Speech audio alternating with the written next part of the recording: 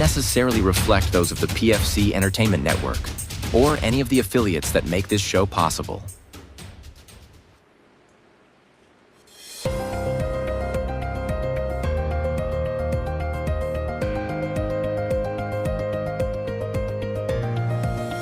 This is the Pure Fury Creations Entertainment Network. On tonight's episode, the NBA and the NHL have both reached the final four teams in their playoffs. Plus, the Tigers have hit a roadblock this week. And then our friends with Smash Mouth Football join the show to talk about the NFL. All that and more as the Sports Reel podcast begins right now.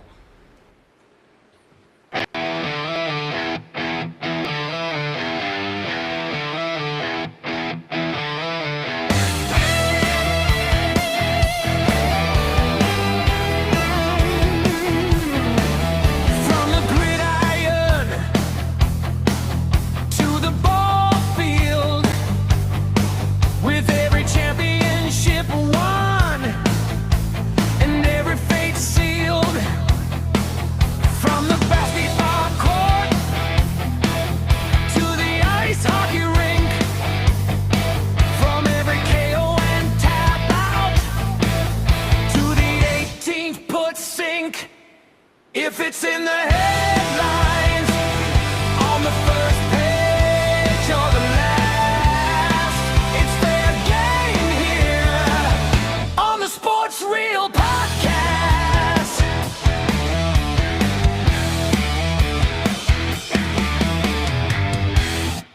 And we welcome you to the real reason why Tuesdays were invented. This is the Sports Reel podcast live on the PFC Entertainment Network along with Tim Sheridan. I am Jason Clouse. We certainly appreciate you tuning in.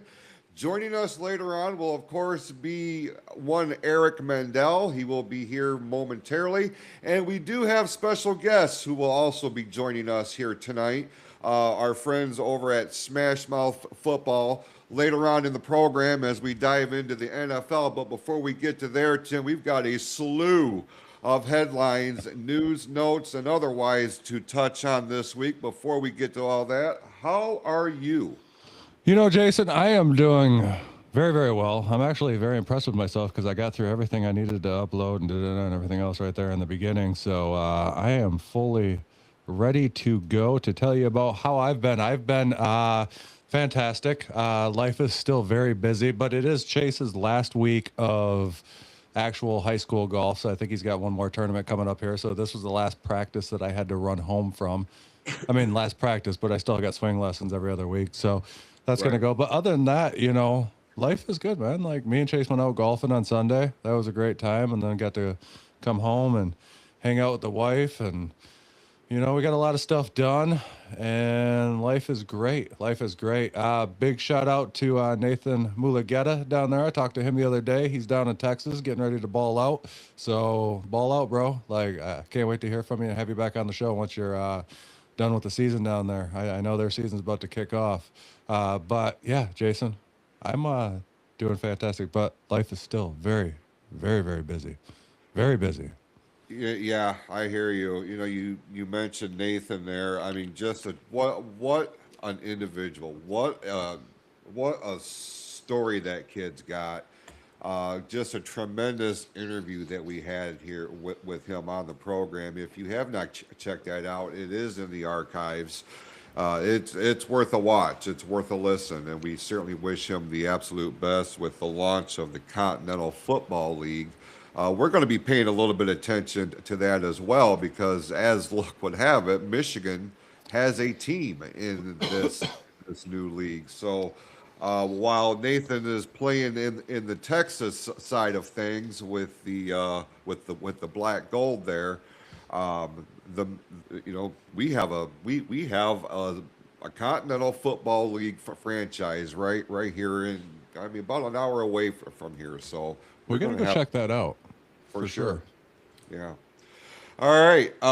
Listen, you mentioned something about hanging out with your wife, Amy, and things of that nature. And listen, I just want to make mention, because of how crazy my schedule gets, it's very rare that my girl and I have an opportunity to just have us time, just her and I.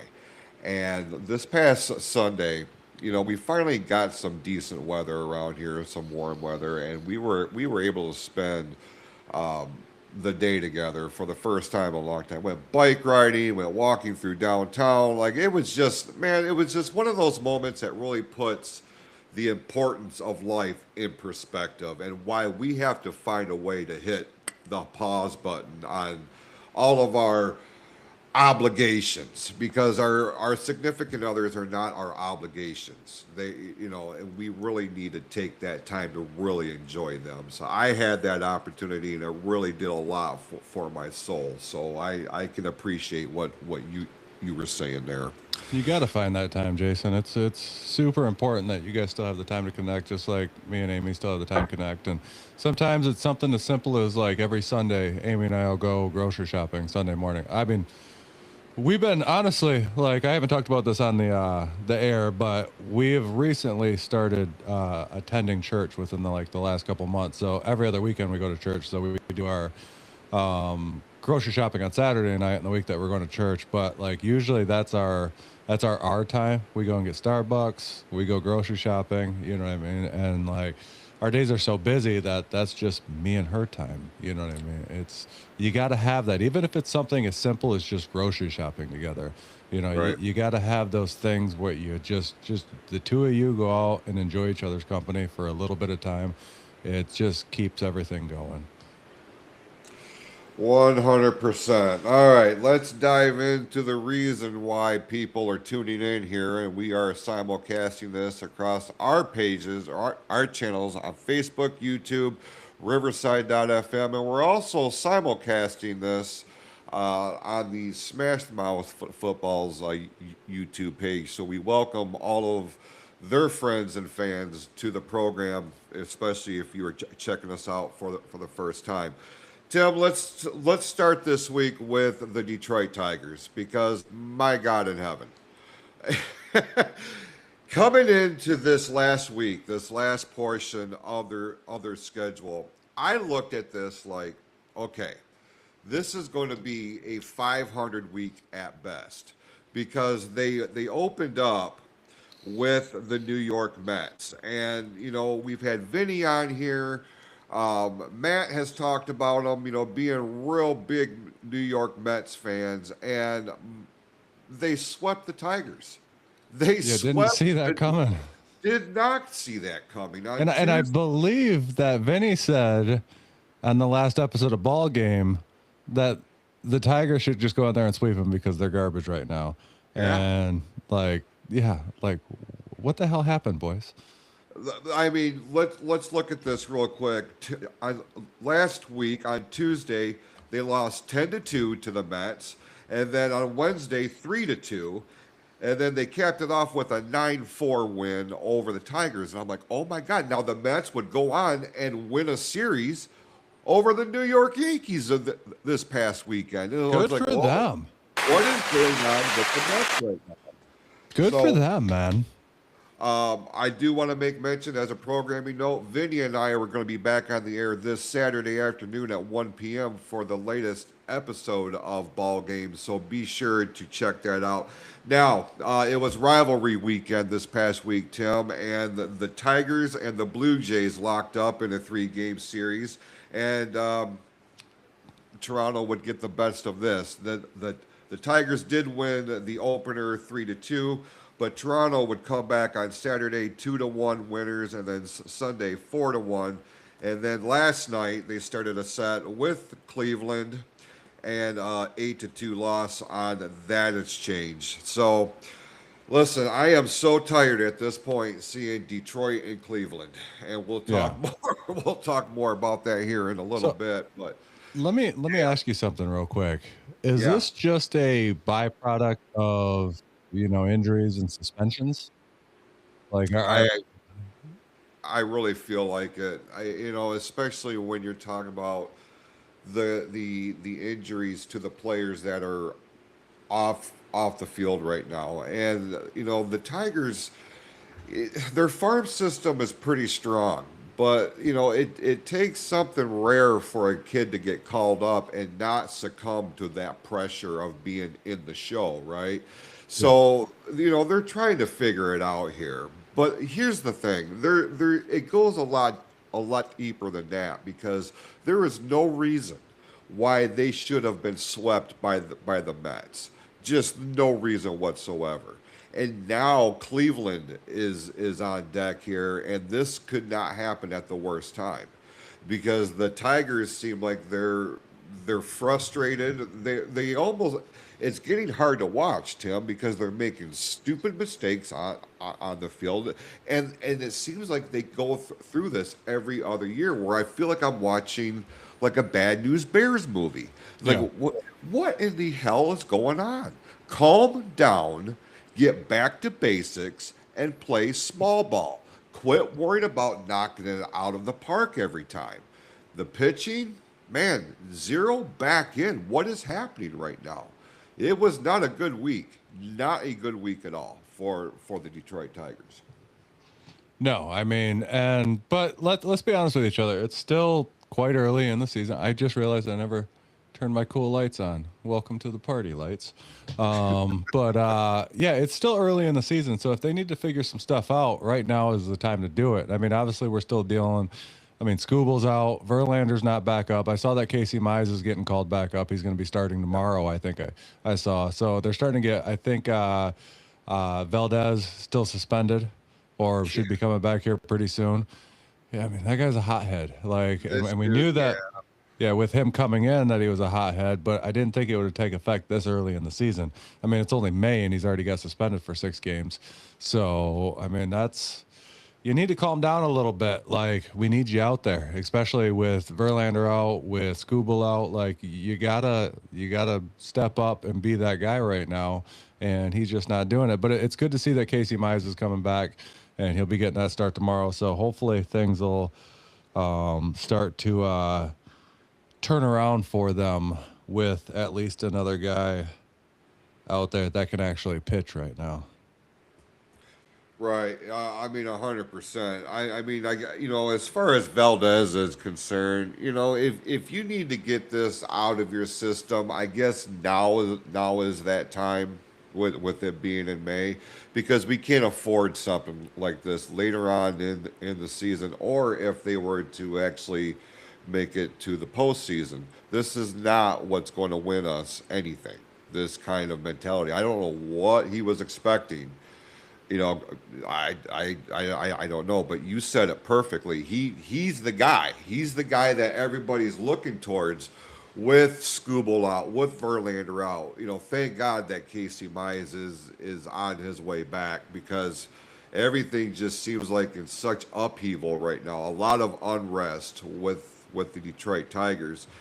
You look at their schedule that's coming up this week. Again, they have 3 more games with the Guardians, and then a weekend series with the Baltimore Orioles. They do have next Monday off before a series with the Los Angeles Angels. The Angels is an opportunity here for them to bounce back, but if they could split the series with the Guardians, that would be a huge step in the right direction in trying to calm the waters right now with the Tigers. So, Yeah.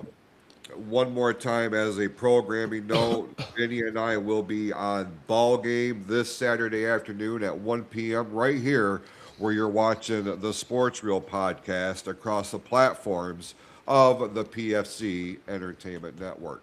Which, Vinny, I miss Vinny. We got Vinny back on the main show here in a couple weeks. So June 2nd, we got him locked back in. So we'll get him talking a little bit more than just baseball, because I think he's probably got a lot to say about those Cleveland Browns, and we haven't got to talk to him about it yet.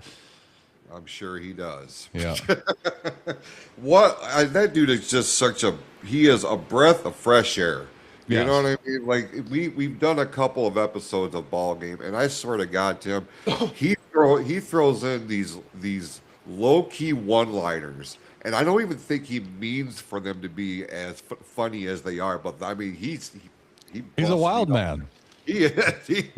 I'm so happy that, out of we've had so many people reach out to us, and we've had so many people on, and we've had great success with guests. You know what I mean? Like, I love all of our guests. Like, they've been in contact with a lot of them. We're going to have a lot of them back on, but Vinny has just become part of the family along with Cody. You know what I mean? Those two guys right there, Vinny and Cody have become like part of the family here. Like, Cody's been on so many shows. Vinny, I mean, he's got his own spin-off show with you now. Like, this whole thing that we've been doing has just turned into friendships. You know what I mean? It's amazing. And by the way, talking about friendships right now, I'm just giving you a heads up.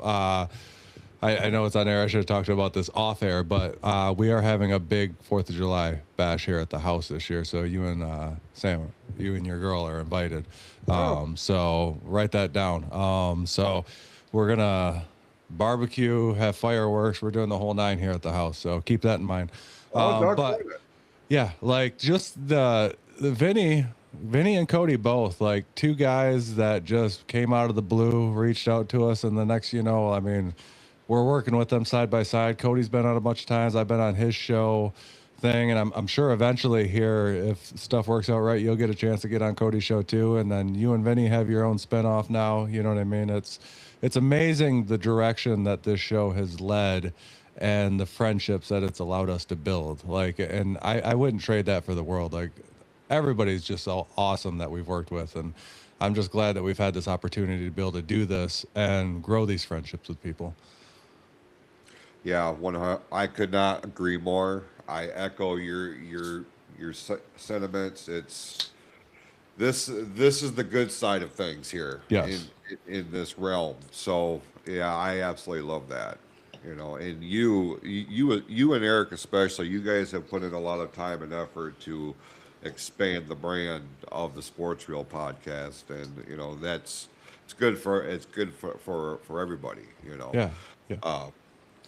So listen, let's switch gears here, and I want to get your take on something that happened this past weekend. I had a very strong preliminary opinion upon the announcement that Ronda Rousey was going to be returning to MMA with this event that was put on by MVP Promotions, which is run by Jake Paul.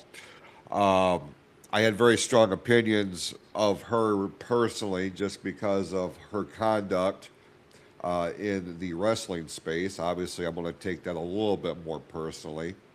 The fight happened this past weekend on Saturday, exclusively on Netflix. What was it, 17 seconds or something like that? Yeah, it was. You blinked, you missed it. Yeah. It was. I'd have to say it's kind of exactly how I thought it was going to turn out, to be honest. I mean, Gina is not on the level, I don't believe, to fight with Ronda Rousey. Even, I know you have strong feelings about Miss Rousey. You have stated them before on this podcast. I think the clip actually did very, very well, to be honest. Unapologetically, I might add. Yes. But she still is really good at what she does. And she's one of the best in the world when it comes to judo and submissions and stuff like that. And she ended this thing very, very quickly. The one thing I have to say about this fight, the Nate Diaz fight right before that one that came on, that thing was a bloodbath, absolute bloodbath. I was like, I even had Amy watch that thing back, and she was almost puking. There was so much blood. She's like, this is gross. I'm like, yeah. I was like, Nate Diaz just has way too much like scar tissue built up on his head. He should have quit fighting a long time ago, but he's still out there trying to make a check, and I get that. You know what I mean? But like at some point, you gotta learn to hang it up. But the one thing I took away from this whole thing is I don't know. I haven't seen numbers, and Netflix doesn't really release numbers unless it's like a huge success, like the Mike Tyson Jake Paul fight when it was over like 117 million viewers or something like that. I'd be interested to see these numbers because that stadium had a lot of empty seats, and the tickets were not expensive. I think people were talking that day that tickets were like $80 to go to this thing, which I guess if you're, a Sacramento fan, You know, $80 is expensive as hell. Apparently, $40 is expensive as hell. But if you don't give tickets away, apparently it's expensive as hell. I'll give that one. You know, we'll clip that one and put that one on there now because I know I still get comments on that post occasionally. Jason, you got a lot of heat for that one, and I love it. Love every That's all minute of right. it. That's okay. But yeah, Listen, $80, and this is courtesy of usatoday.com. The official numbers of viewership for Ronda Rousey this past weekend peaked at 17 million viewers. oh, they're out of the MMA game after that. So that is my next question. And I want your I feel like I can ask you because of our background before we got into the podcast realm. Yeah. You know what we used to do. If you're not in the loop, Tim and I spent tremendous amounts of time in our respective lives as professional wrestlers. So we look at the business side, especially, you know, we have a little bit of insight in the mindset of promotions and things of this nature, right? Yeah. So, given those numbers for a fight that includes a star, and I can admit that she is a star, like Ronda Rousey, her big return, blah blah blah. I get it. I look, and you're right. She's one of the best at what she does. I'm not dismissing that. I can plainly see what she does. I just can't stand her. I just don't like her. I think she's kind of a shit person, if I can be honest with you. So let me ask you this while you're talking about that. If she never got into the professional wrestling business, would you have different feelings about her? Absolutely. Okay. Yep, I can admit that. Yeah. Absolutely, I can.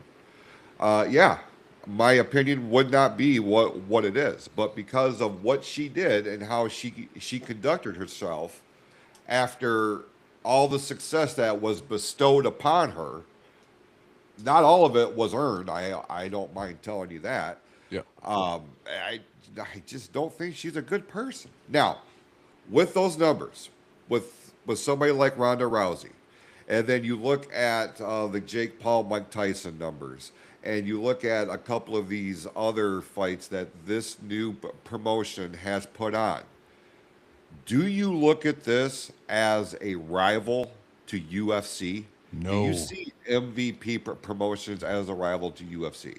No, not yet. And where they're going to struggle is the fact of name recognition and talent, because the UFC has all the biggest names wrapped up. You know what I mean? So right now they're reaching out to, I wouldn't say retired MMA fighters, but older MMA fighters that like even the UFC won't let fight anymore. You know what I mean? So, I mean, unless they can get like a Francis Ngannou, who, you know, possibly to come in and do a fight, could they draw some stuff there? Possibly, you know what I mean? But I don't see them as a contender. But I mean, 17 million viewers isn't really anything to, you know, to laugh at. Like that's a significant amount of viewers. I mean, you were talking about where we came from, the wrestling world, like. I mean, there's pay-per-views, or I can't even call them pay-per-views anymore. We'll call them PLEs, and they're on ESPN. I bet you they don't even do numbers. I bet you because freaking WrestleMania was on ESPN this year that they probably didn't have very many more viewers than that because people are boycotting the damn thing. But like, I really think, and on top of that, I don't think they're going to contend with UFC right now, because UFC has all the talent, and they're also on a similar streaming platform as Netflix with Paramount right now. So, and Paramount's actually cheaper than Netflix. So they're on a smart deal right now to where they're going to be the larger promotion regardless of having all the talent. And I don't think, unless they can get the right talent in there to do this, and it's Jake Paul, obviously he is a big part of, I mean, that's MVP Promotions is his thing, and they're trying to transition into the MMA world. Now, does Jake Paul get involved in one of these fights? Because I heard his even boxing career is up in the air right now because of his, you know, jaw injury, and he just went in for like his third jaw surgery. So he might not even box again. So who knows what's going to happen there. But I think it's going to take a lot more than Ronda Rousey at 41 years old after, her last two MMA fights 10 years ago ended both losses, knockouts. It's going to take a lot more than that to draw these people in. And I just don't know if the talent's out there for them to be a rival to the UFC. You mentioned there was a lot of empty seats in the arena. As a reminder, this took place at the Intuit Dome in Inglewood, California. The official attendance, as reported by the arena, 18,370. I believe the building was set up for 19.5. So I can see where there was a lot of. Dude, it looked even emptier than that. Like, I Is that think right? like watch this thing back on Netflix. Like, there is a ton of empty seats. I would be surprised if there's 7,000 people in that stadium. Are you serious? I'm totally dead serious. Like, it looked empty. Like, and it's hard to tell because they put all the lights on all the seats now. So you get the Right. glare, so it's hard to see. You know what I mean? But yeah, it looked empty. But we know promotions and even buildings and everything else, they tend to maybe stretch the amount of people that are there. I mean, I know there's a lot of chatter about WrestleMania 3 on how many actual people were in that building. You know what I Yeah. mean? Like, did it set the record? Did it not set the record? Who knows? You know what I mean? So who knows what that actual number is, but watch that thing back, Jason. Like, you'll look at that and go, shit, there ain't 18,000 people in this building. Like, there's a Oh, lot of empty seats. Unless everybody we was up getting beer at the same time, which I can get behind.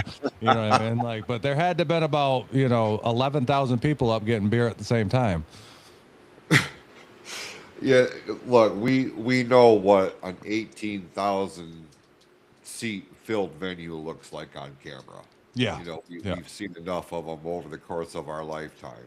You know, whether we were there in person, a part of it, or watching it on TV, we know whether or not a building is full or not. Yeah. And that's what's weird about me specifically. Like when I'm watching like WrestleMania, for example, yeah, I'm watching the matches, but at the same time, dude, like I am focused on every aspect of the background, of the setup, of the set, the lights, when they're doing the pre-show, like I'm dialed in on their desk, like the details, you know what I mean? And the crowd and the audience is very much a part of that.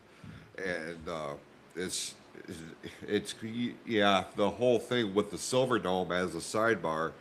It was reported there was 93,000 people in there, and when you look at the footage from that show, there is not one empty seat in that building. And you look at like when the Lions were playing there, that was 80,000 for a Lions game. And is it possible that they put 10,000 more seats on the floor of the Silverdome? Hell yeah, it's possible. Now, Dave Meltzer is the one who started this controversy. He's like, no, there was only 78,000 in there. Yeah, I don't think so. I fully believe there was 90,000 people in the Silverdome on that day. Yeah. At least my fandom is going to allow that. So I don't know. I'm just saying.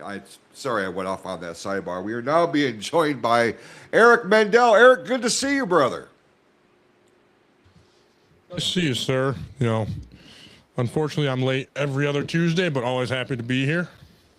Well, listen, we took that into consideration, so we saved the main events for when you got here. We did talk about the train wreck of a week that the Tigers had. I was listening. I always listen to pay attention to what goes on and what we're doing. So we can jump right into the main event.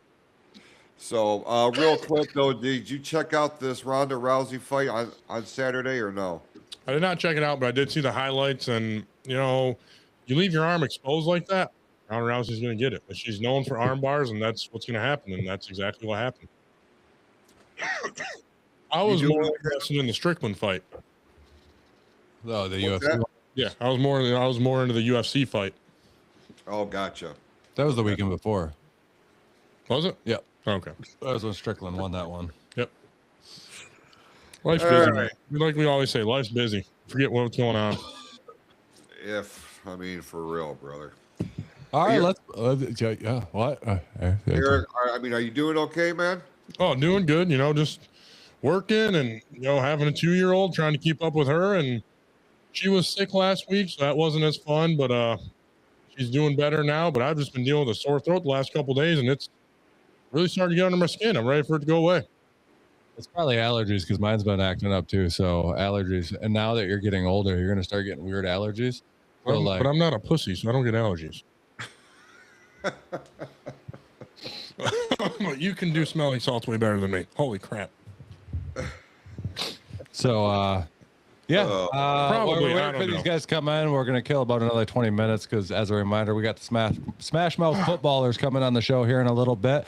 There was a little mix-up in the time. They didn't realize we were on Eastern time, so they're running a little bit behind. You're very not a big deal today. I just noticed that. What's that? You're very contradicting today. What hat am I wearing? You're wearing your Chiefs Super Bowl hat, and you have a Lions jersey on. I'm like, you're very contradicting right now. I didn't realize that. It is what it is. It's your AFC and your NFC team. I get it. Yeah.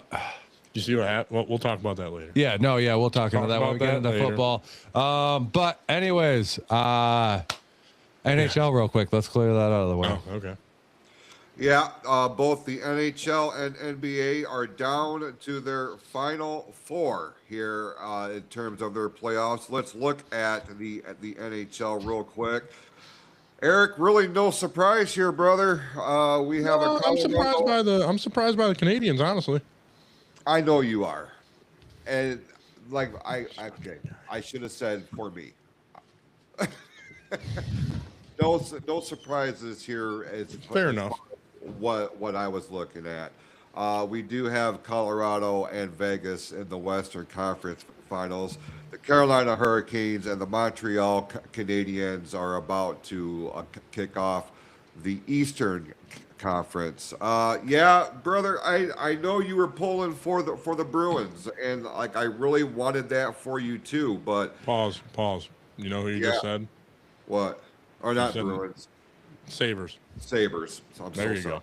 You're fine. I'm like, they got eliminated first round, Jason, but I do like your enthusiasm. But yeah, no, I wanted the Sabres to go there, but you look at Montreal and the history, and they just took momentum and they didn't let it get back to to Buffalo's side, and they moved on. But I honestly think they might have the best chance to, if they do, upset the Hurricane. But I don't think that's going to happen.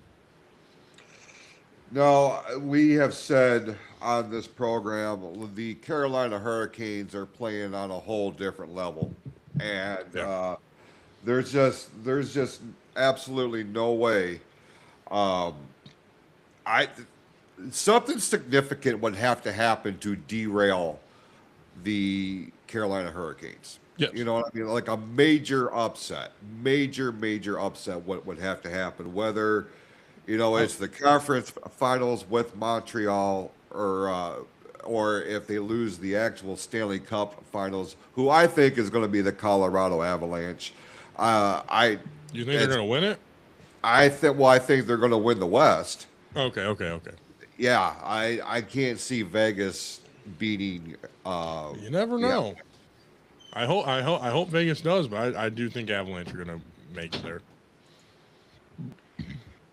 And I think like I said last week, I think it's going to be Carolina and the Avalanche. So Hurricanes and the Avalanche. Yeah, I think that's what it's going to be. Unless I would love to see both those series go to Game 7s. I would love to see that. It's not out of the question. No, not at all.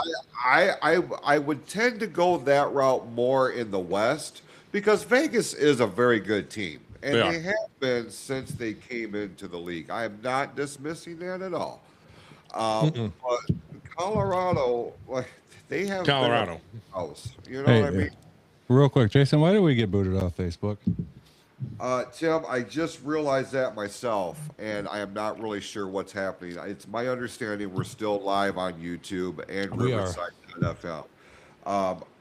There is an issue going on with Facebook right now. Really? So it was running great when I was on my way here, like even the dead zones. It just booted us started off. to happen. Yeah. So we're trying to get that, figured out, but we are still live on YouTube. So hopefully, give me 1 second here. Yeah, it has completely kicked us off. We didn't even say anything bad. We've kept it with. I don't think we've dropped one F-bomb yet, Tim. No, we've been very clean. I mean, Eric did come in and I did drop one bad word. But he dropped one bad word next to you know. It was a PG-14 word. We're okay. Exactly. Yeah. Oh my God.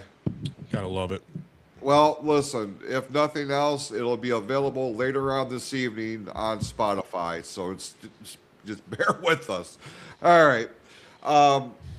The NHL, the Stanley Cup, we're down to the Final Four. Eric and I are thinking Colorado and Carolina in the finals.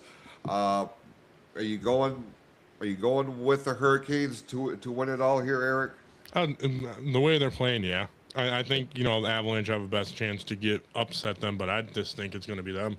I really do. I don't see anyone really beating them. And honestly, haven't paid much attention to the NHL playoffs, but the conference finals I want to watch. I want to actually watch these because these are the two best teams in the East and West, and it's playoff hockey. It's going to be great.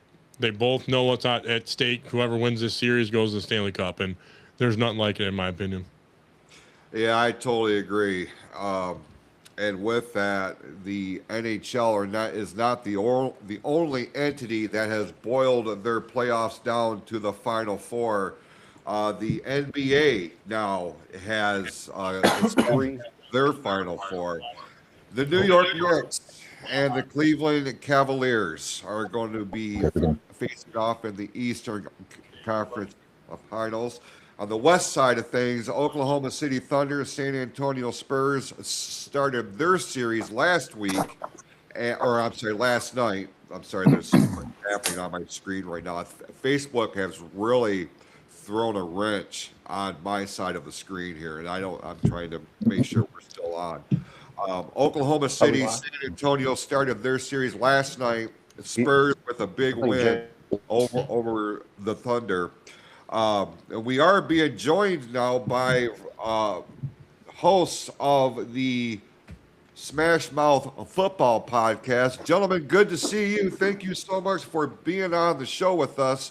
We are going to be talking about the NFL in just a little bit. Right now, we're talking about the NBA conference finals. With Cleveland and New York on the east side. On the west side, it is San Antonio and Oklahoma City. For us, this is a bitter pill to swallow. Tim, the Detroit Pistons did not show up in Game 7, and this is why we have a Cleveland-New York Eastern Conference final. Your takeaway on all this? Well, one, I hate the NBA. I'm just going to come out and say it right now. I absolutely do. That game, and I made a post about this, and I'm not taking anything away from, Cleveland. Detroit did not deserve to win that game. They did not play that game very well, and they lost that game for themselves. But what was happening in that game is the sole reason why I hate the NBA, the flopping. I am so sick of the flopping. I literally watched James Harden get his arm touched, snap his head back like somebody just grabbed him by the back of the net or by the back of the hair, and they call a foul on that. And I'm like, are you kidding me? There was another time where somebody just touched his back and he went flying across the court. And I'm like, this is why I do not like the NBA anymore. I'm just going to stick to college basketball. I don't see the Pistons doing that. I don't see them ever doing that flopping stuff. But I am so over that point. But like I said, Detroit did not deserve to win that game. Cade only scored 13 points in Game 7. If Cade doesn't show up, that team's not going anywhere. Duran had a couple good games throughout the playoffs. I know he's up for, a max contract coming up here pretty soon, but I don't think you give him one because he did not play well in the playoffs. Now, he's only 22 years old, so he's got a lot of future ahead of him, and he could grow into something, but a max contract, he's not worth it right now. He did not show up. I know we got to, and then we got to look at, did we re-sign Harris? Is Harris worth re-signing? I'd say so. Yeah, I would think Harris defense did pretty well, and he did well throughout the playoffs quite a few times, in quite a few games. So he'd be worth bringing back, you know what I mean? But Duran, you need to check. And Cade, you dropped the ball in game 7. The whole team dropped the ball in game 7. Beyond the refs with the stupid calls, with the flopping, letting them get away with that stuff, I'm over the NBA. I am over it. It was just a bad game. I don't know where the Pistons went because it wasn't the same Pistons we saw in game 1, 2, or 6. No, pretty ugly situation there in game 7. And you said it perfectly. Pistons did not deserve to win. That's why they are where they are. I mean, it was a hell of a run. It gave us a lot to talk about this year, and it looks it's happening right now. You're all messed up, gentlemen. We'll be bringing you on here in 1 second. Let's just finish up with the NBA, and we'll be bringing you guys on. We'll get right into the NFL. Okay, here we go. All right. So we're down to the Final Four. Eric, I'll start with you. Right, first we got New York and Cleveland in the East. My take is if the Knicks are playing the way they have been in the last handful of weeks, they're going to the NBA Finals. But if we see the same kind of Knicks that we saw the Pistons play earlier in the season, Cleveland is steamrolling them because now the Cavaliers are motivated. And a motivated Cleveland team is very dangerous. I think this is New York's year. The way they're playing right now in the playoffs, no one's going to beat them. They had a little bit of a break because they swept the 76ers, but I don't see them losing to the Cavs. They are away. The way they're playing, if they played that way all year, we would not have swept them in the season. But it's a whole new season when the playoff starts, and they're showing it, and they're playing hot. And I think they're the team to beat in the NBA right now. Because the Spurs took the entire NBA. Yeah, the Spurs took a 1-0 lead against OKC, and I think the Knicks could beat the Spurs or OKC. Honestly, I really do. The way they're playing, they're firing on all cylinders. I don't like it. I don't like it because I wanted the Pistons there, but I honestly thought even if the Pistons beat the Cavs, I'd see maybe that series going to Game 5. I did not see the Pistons beating the New York Knicks the way the Knicks are playing. I did not, even though we swept them in the season. I did not see that happening, and it showed because they couldn't even beat the Cavs. Yeah, they just stopped showing up. I mean, that's what it comes down to. Exactly, and New York started showing up, and they have shown up every series. And I think the Cleveland New York series is going to be the most exciting series, honestly. Or it could be a very flat series where New York just dominates them like they did the 76ers. Yeah, we're going to find out sooner rather than later. I don't know, man. I just my view on all this was whoever won the West was winning the NBA championship this year. It was either going to be San Antonio or Oklahoma City. And you see what they did last night, a couple of overtimes it took for the Spurs to pick up a game 1 win there. So I'm going to maintain that. But it has been hard to watch with the flopping and everything that Tim was alluding to earlier. It's just gross, man, and it takes away because I really want to be excited about this. And if the Pistons had made it further, I would be more excited. But now we're getting what we're getting here in terms of a Final Four.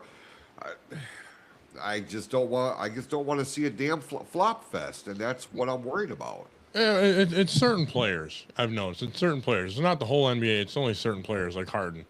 Like it's the older players that started in that era, like LeBron, Harden.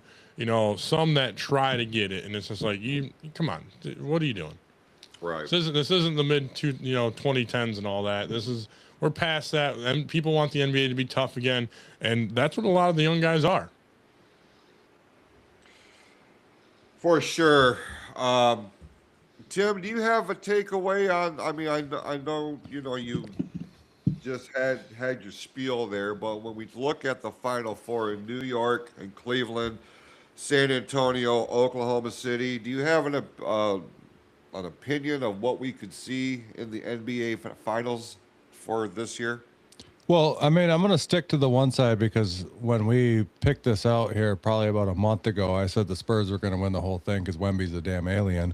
So I'm sticking to that, but I think it's going to be against the Knicks. I think Eric's right. I think this is their year, but I think the problem is they're not going to be able to stop Wemby. Like, if he stays healthy through this next series, Wemby is going to take them straight to the NBA championship this year. So I still got the Spurs 100%. You know, that guy's got alien blood, and he plays better than, you know, most of the league. I mean, how many times have you seen a guy that damn tall that can play that well? You know what I mean? Like, he's so athletic. You don't get that. Usually if you're super tall, you're not super athletic. You just play in the paint. You dunk the ball. You know what I mean? We look at Shaq. You know, Wemby can shoot. That was threes. a different era. That was a different era. It was a different era, but you didn't see athletes, you know, in the NBA that were that tall back then. You know what I mean? You had one player that was 5'3". Well, I'm just saying, like, usually the super tall athletes, you know, in basketball don't play the way that Wemby plays. Wemby plays like a damn point guard, and he's that tall. Oh, yeah, like he's because nowadays in the NBA, you gotta be able to shoot, you gotta be able to dunk, you gotta be able to shoot free throws, you gotta be able to make layups. It's everything. The It's guy's not a just genetic certain, freak. It's not a certain position. Yeah. Just absolute genetic freak. But yeah, I got the Spurs going on to win this whole thing. That's my guess. That's my take too, Tim. I'm right there with you. Yeah, the Knicks. I'm gonna go with the Knicks. All right. You would. We'll wait and see how this unfolds. So that's going to lead us. Let's go ahead and switch gears and welcome back to the program here our friends over at Smash Mouth Football. Gentlemen, good to see you. Welcome to the Sports Reel podcast and the PFC Entertainment Network. How are you guys? Good, man. How are y'all doing? Doing good. Doing great. Hey, I'm with you on that Wemby take, man, and that Spurs. But I tell you, look, I thought if the Pistons won that series and Durham and Cade, I mean, their offense was terrible all year. And I mean, if they show up right, I think they take that series. But I thought, you know, whenever they went head to head together, the Knicks and the Pistons, the Knicks were 0-3. I think the Knicks wanted the Cavs in that series, and I think they win in 5. I think so too. I think you're right there. I think the matchup favors the Knicks right now going into that against Cleveland, to be honest. Honestly, I think get the broom. Yeah. They're going to sweep them. You think they're going to sweep them? I think they're going to dominate them at home. And then, yeah, I think the Knicks are going to dominate Cleveland at home, and then they're going to go into Cleveland and prove a point. Yeah, like Harden, it's too old. The 4-on-4, I'm not buying that argument. Everybody's saying it's going through Karl Anthony Towns. The whole offense is. It looks really good over there. I'm excited about who's going to be. Like, Wemby's going to carry him. He carried him last night. He had a double-double. Dude blocks everything in the gym. I love that. I'm honestly, like you said, I thought it was the winner of everything's going to come out the West, and right now I'm leaning San Antonio. Look, the dude just owns everything. Like, it's going to be a cool matchup watching two bigs who can pop threes against each other in the finals. If it's San Antonio and Karl Anthony Towns, man, looking forward to that. That's very true. Yeah, that's and so, going to be. Y'all Michigan, huh? Yes, sir. Yep. Well, I got a question, bro. Where should I draft Jahmyr Gibbs this year, man? No, you got as soon as you can. As soon as you can. As soon as I can, right? Yep. If he's there at number 1, take him. See, it depends. Like, it all depends. Like, it depends how your league's set up. Like, our league is set up where, you know, usually you're going to take a quarterback first because they get the most points, then you're going to go running back second. So if your league's set up heavy on running back, I would take Jahmyr Gibbs first because I think he's going to get the majority of the carries again this year. I think he's having a breakout year. I mean, he had one last year. Yeah, like more though. Yeah, he's going to go off, man. Yeah. Especially with that new offensive Are y'all line gonna that miss they put Monty? together. What's that? Yeah. Are y'all going to miss Monty? Oh, 100%. I am, but yeah. At the same time, I like if you watch the show, you'll know that I'm a Chiefs fan also. Boo. So yeah, I don't want to hear it. Yeah, I'm a Chiefs fan. I see you also, cross pimping. Yeah, so I I've always been a Pacheco fan, and I think Pacheco's going to also have a career year running behind that line because he's actually going to be on a team that is more run orientated this year. It's going to push the run more than they push the pass. So I think he's going to do very well on this team. So I'm excited to have Pacheco also. You know, if you're going to replace Monty, which we loved Monty here in Detroit, you know, getting Pacheco is a great addition to, you know, kind of replace him. Will he ever live up to that? Probably not. But, you know, I think he's going to do his best to live up to it. I think he's going to have his best year of his career here in Detroit. I think you messed up trading him. It's a target in the later rounds. Yeah. Montgomery was a target in the later rounds. Pacheco's nothing more than a handcuff. And that's the way I'm going to look at this. Is that the way you're going? Yeah, he's nothing more than a handcuff to give. Like if you saw him in Kansas City, man, he ran so. He does run angry. He does run very angry. Because, I mean, he runs angry. Like I think that's why Pacheco was always so much fun to watch, was because he ran so angry and those injuries hurt him, man. You can run as angry as you want, but if you get stopped with the first contact, you ain't doing yourself any favors. That's fair. That's fair. Yep. In my opinion, you shouldn't have traded Montgomery. Yep. That's my opinion. Montgomery asked. Well, yeah, because the year you barely gave him the ball. Like the year before, it was you know, back and forth, and then it just became the Gibbs show, and it's like you should have kept it the way it was, and you messed up with it because then he wanted out. He was happy here. We all know he was happy here until that started happening. Oh yeah. Mm-hmm. He was a dog in the red zone, but I mean, with the whole thing, you know, the Texans are making a big deal out of Monty. I mean, they're showing the clips and the OTAs and all that. But I mean, do you like him, Joe? I'm not buying it. If he's my third running back, I'm okay with it. I'm not buying David Montgomery this year as a lead back. Uh-oh. No, can you guys hear us?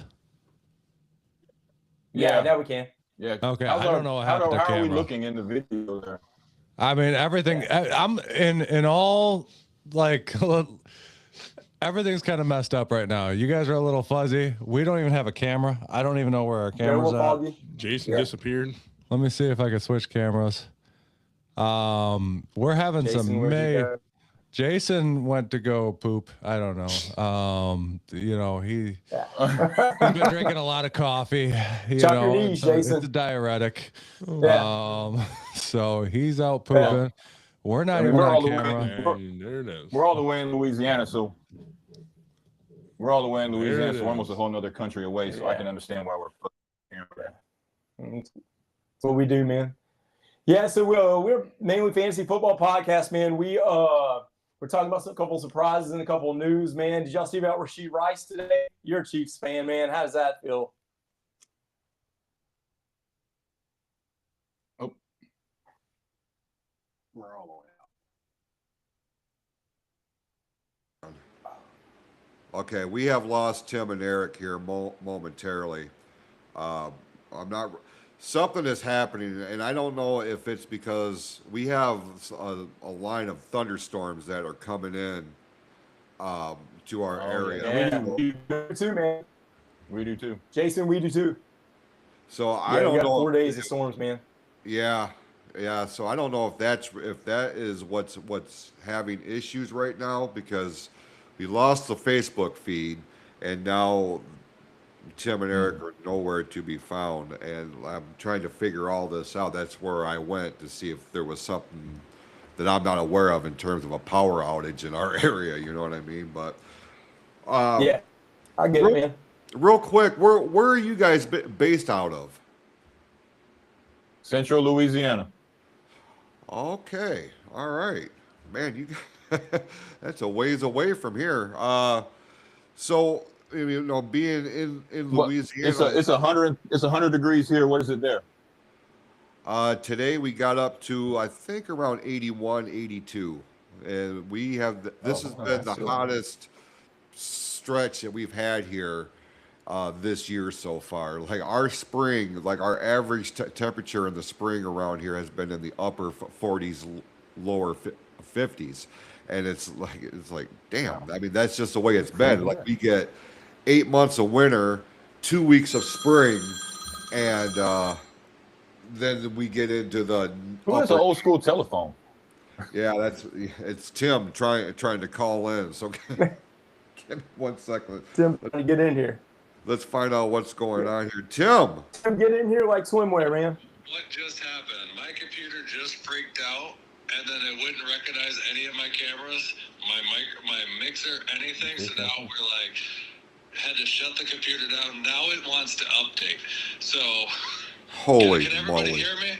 We're on the air. We're on the air, but we're on my phone. We'll be back here shortly. We just have to go through an update process. I don't know what's going on. There's some weird technical difficulties going on. It's got to be the I don't know what it is. I don't know what it is. Facebook's down. We're down. Jason, carry it out.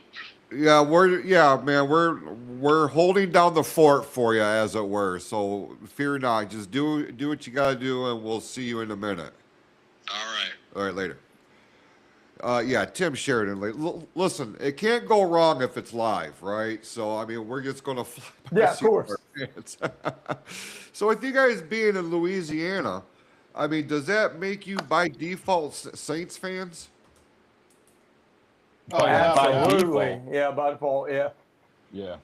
I mean, is that your go-to team? I mean, because like here, we're kind of spread out here. Like the majority of the state of Michigan are Lions fans, but when you go into the Upper Peninsula, they consider themselves part of Wisconsin. So that's Green Bay, Packer fans. Green Bay. And then you get some Chicago Bears around here too. Yeah, the Upers. It is what it is. But it's kind of like us. We catch a Dallas fan every once in a while by accident. Yeah, that's the one fan base. They're sprinkled in everywhere. And I'll be honest, I work with a Dallas fan, and listen, this is not representative of every fan of the Cowboys, and I understand that. But this guy is intolerable. His arrogance, his whole aura is just so over the top. And he's got one of those faces where I just want to punch him. Every time he opens his mouth, especially during NFL season, he just will not shut up. And oh man, he just grinds my gears. So yeah, the Dallas, I do not mess with the Cowboys. They my least favorite team in the NFL, if I can be honest with you. So my least favorite team in the NFL, worst fans. Dallas fans are the worst fans. They get on there. They talk smack about me. It's fine. Mm-hmm. It's, let them do it.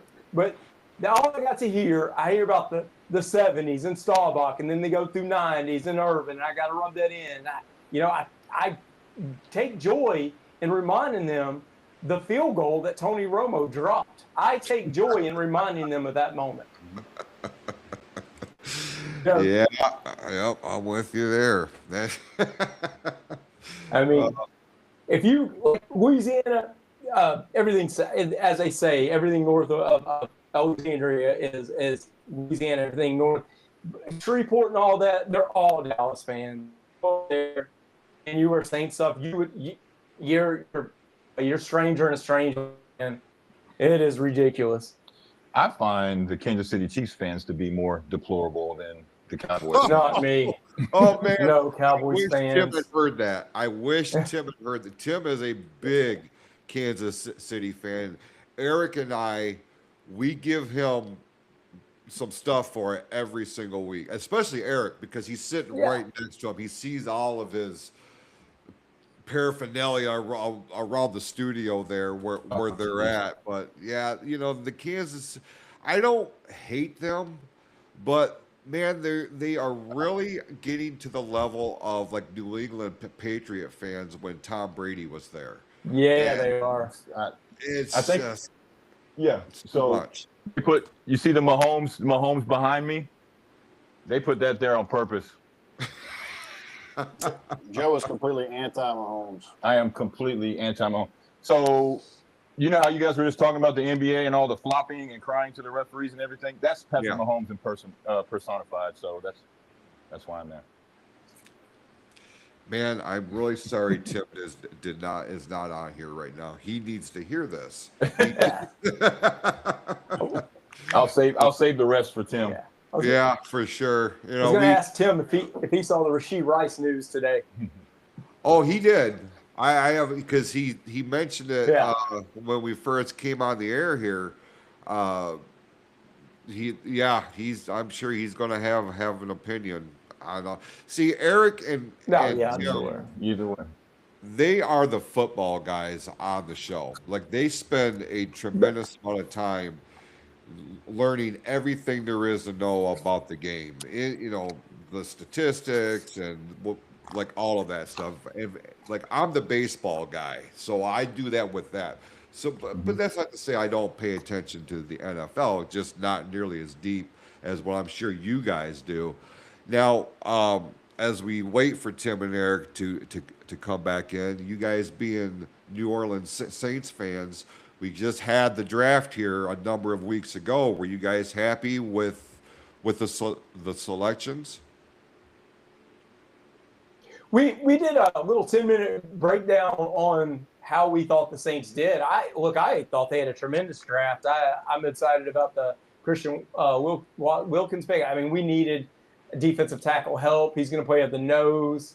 The Jordan Tyson pick, I'm absolutely thrilled. I mean, he was obvious, at least if you ask me, he was the number one wide receiver. So me and Joe completely differ against that whole opinion. We feel like we missed out on Caleb Downs. The Jordan Tyson reminds us so much of Christian Watson and the Green Bay Packers. Could be hurt at any time and miss half a year. It's not the kid's fault that he was so injured in college. He's very talented, but I just don't think you need two wide receivers on the same team and one and two that are both injury prone. And one just thought about retirement just last year. I love him, and I'm glad he said something about Christian Watson because that's my fantasy breakout player. The only thing hurting him is injuries. You've seen Dobbs leave Green Bay. You've seen they've also two wide receivers. Like I think Christian Watson's going to go off. Like I can't wait. I'm taking him in every league I can. Jordan Tyson, go get him on Dynasty. He's going to be the number one. They haven't paid Olave yet. This is the 5th-year option. So I don't know if he'll be the Olave is really good. I just think both are one injury away from not a very deep wide receiver core. Yeah. What I'm afraid about the Saints though is I think they were taking a lot of like I like what Tyler Shuck did last year in the limited play, but he threw a lot of bad interceptions. He was better on the run. I hope this second year he really does jump, but after I go back and watch some tape, man, there were some bad interceptions. So I'm still a little hesitant compared to where everyone else is on him. Well, obviously it's going to be a run-first offense. Yeah. You got HN on there. You got Kamara, I think should have been traded 2 years ago for value. Yeah, he's but they missed that boat. So just think about Kamara on Dallas 2 years ago. Yeah. And, we're the same who goes the New Orleans Saints. The same with college football. We're huge LSU fans. I mean, look, y'all have Michigan State and Michigan. Y'all got both two good, the Spartans and the Wolverines. I mean, y'all took Bryce Underwood from us. That's not good. The Spartans ain't nothing. Watch your mouth. They suck. Yeah, I agree with you. They are horrible. Don't even listen. We're having a great conversation, Eric. Don't be bringing that kind of negativity. In basketball, they suck now too, so it don't matter. They suck in everything.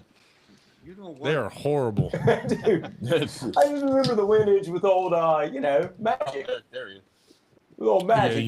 Back then, but now how we got to LSU. They haven't won the championship since 2000. So yeah, that's when's the last time Michigan won it? 2000, Jason? yeah, it's been a minute. Jason, when's the last time Michigan won it? Look, you made your point. I'm just asking a question. I just wanted a question. Oh God. Wait till we're off the air. I'll give you your answer. This year they won it. And I got a shirt coming. Thank you. I don't know what just happened. I just have to go through a subject in the Kansas City Chiefs. It hurt his computer. That's what happened. I started talking Chiefs. Next thing you know, my computer crashes. Then it wants to go through a full update, and I'm like, I don't know what the hell's going on right now. Like I'm lost. Like It's never done this before, but all of a sudden it just booted us. Like, wouldn't pick up the camera anymore, and then like I had to shut it down. Full update. We're back live. That's all that matters. You know what we always can count on though? What's that? The Spartans sucking. That is true. That is true. Listen, Speaking of that, Jason. Jason. Hey, those Bush Bullets, bro. Is that a 30-pack? Oh, Did you these buy are the 16 30-pack of the ounces, Bush? baby. I didn't get the 30-pack today. Oh, baby. Friday nights, though, they go down That's what I'm talking smooth. about. That's not even a real beer. I like the Pounders as well, man. Exactly. Dude, I like this guy. Yeah. He I drinks didn't know good if beer. y'all were. I didn't know if y'all from the UP and that whole Traverse City, Bells, all that. Oh, hell no. Y'all were into all that. Those That's Bushes good and get a little everything, fake. but there's nothing like a cold Bush Light. Cheers, bro. That's the best. Exactly. Yeah, 30 packs, dude. $19. Yeah. You can't beat it. You can't beat it. Yeah. I'm gonna stick with Can't beat real it, bro. beer and rock my Coors Banquet. So not Yeah. sponsored by Coors Banquet at all, but I love some Coors Banquet. Hey, Well, Tim, it is what it is. Or maybe I just watched too much damn Yellowstone. Who knows? Probably. That's what it is. Hey, that Rasheed Rice, how long is he going to be suspended, man? We'll find out. Jason, what were you gonna say? oh, well, I was going to say your computer needed to update to be able to withstand the heat that's fixing to come your way.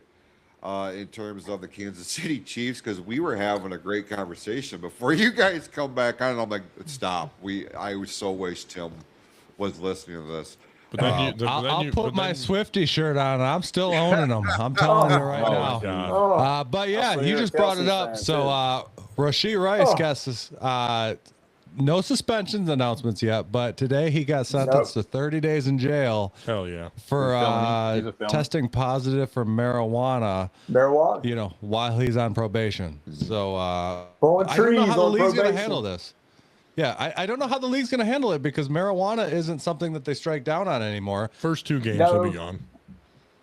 So First two I games think he'll it's a miss. probation violation. The probation violation. That's what it's going to be. I think after the probation violation, they're going to suspend him for the first 2 weeks, I think. that could I be. think it's more Or like 4 to 6 weeks. I think it's 4 weeks. Oh. And, Yeah, and I would I would have a little bit more respect for Kansas City because they're supposed to be some kind of setting the standard for football, and now they have a felon on their team. They need to go ahead and suspend him for a game for the team. Oh, they ain't doing that, though. I mean, they got to win. I mean, either that or just go ahead I think and Andy be the Reid would Raiders do of the that. 80s. I could see Andy Reid be like, hey, dude, we got to suspend you for a game, and then on top of whatever the NFL throws at him. I can see that. He's got to make a point. And Andy Reid's a respectable coach. I mean, he needs to do that. Yeah, and you Yeah. didn't respect him, and you had to do that. Like, come on, man. You're right. The season's right around the corner. Yeah, we made a whole season without you. We can do another game. I just don't know what they're going to do weapons-wise. I mean, this has got to be Kelsey's last year, right? It I has would to be Kelsey's imagine. last year. Yeah, I would imagine.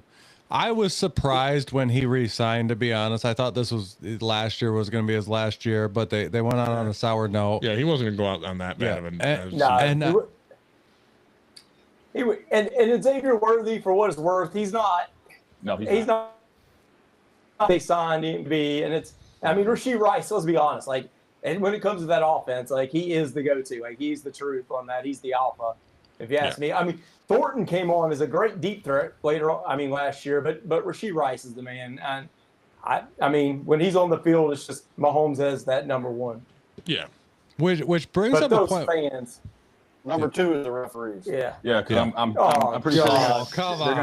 they're gonna add a referee to Yes. each game that's gonna follow right behind Patrick Mahomes with a pocket full of yellow handkerchiefs, and every time it looks like someone touches them, they're just gonna go ahead and throw one. Hey, Jason said something. Hey, Chiefs fans are almost becoming as annoying as those Patriot fans with Brady, dude, Dallas with the fans. 6 and 7 and counting all that. Come on, man. And Mahomes, bro. LeBron James of the NFL. Oh, man. The LeBron James of the NFL. Dude, I used to love the kid. Now he's just falling out of bounds. Flopping. Oh, God. Get up crying to the refs. I got to watch. It works, though. It works. I'll give him that. It works. They straight to the flag. I watch his wife. His wife's on more than he is these days. My gosh. So I guess I was eating it up. They put Mahomes behind me. Yeah. They put Mahomes behind me here because they like to remind me of my dislike for him. Yeah. I think he's a very, very talented guy who's destroying his his legacy by all the crying and the flopping, just like LeBron did. Joe loves Patrick Mahomes. He loves Patrick Mahomes, bro. I love this guy. Yeah, Joe has a Mahomes tattoo, bro. He loves it, bro. But you know, before all that happened, when they were winning championships, I thought he was great. Yeah. So you got to find your edge where you can. Could you see Lamar getting those flags, or Jalen Hurts getting those flags? Well, Lamar Jackson doesn't even touch a ground. Oh, I dude. He's forget. so awesome. So this guy thinks Lamar Jackson is the greatest thing ever. Best quarterback in the NFL, bro. Best quarterback in the NFL. No. The guy who chokes in the playoffs. Josh Allen's way better than Lamar Dude, Jackson. I'm a Joe Burrow. Joe Burrow's career is done. He's wrapped up. Hey, man. Mahomes is done. Mahomes is done. Shut up. Joe Burrow's done. Joe Burrow's not done. He's going to win a Super Bowl. He's done. He's going to win a Super Bowl for Josh Allen. I love Josh Allen. Don't say that. I love Allen's Josh the Allen, man. but I think he is too.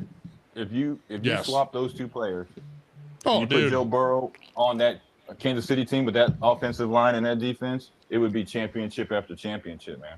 Hey, you know what's awesome? You know about Kansas City, I got to give love to Chris Jones, though, man. That dude, last year, as old as he is, he had the second highest rate by a defensive tackle in the whole NFL, dude. Like, dude is old, but he still just keeps on being a baller, bro.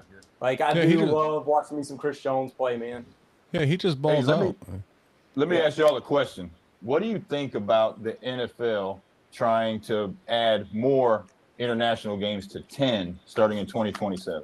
What do you think that does to your season ticket holders, man? I hate it. I hate it too. I hate it too. Because you're taking away home games, and you're adding so much more travel.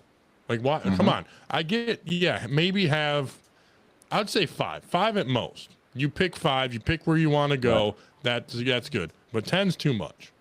Unless you're going to expand the season to 18 games and put in another bye, I guess. But I think you're taking away too much from the fans that made you.